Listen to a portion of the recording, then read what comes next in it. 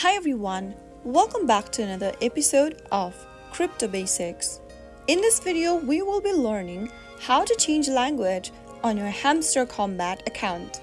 To change language on Hamster Kombat is a straightforward process.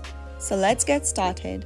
First of all, open the Telegram application and then get to the chat page and search for Hamster Kombat using the search box.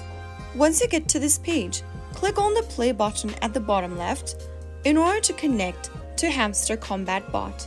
After you open up Hamster Kombat within your Telegram app, go to the top right corner and tap on the gear button. Under settings, tap on select language dropdown.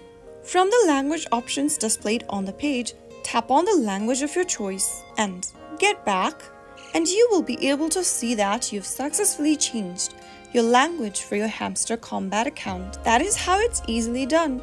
If you found the video to be helpful, make sure you go ahead and give us a thumbs up. Don't forget to subscribe to the channel by hitting the subscribe button.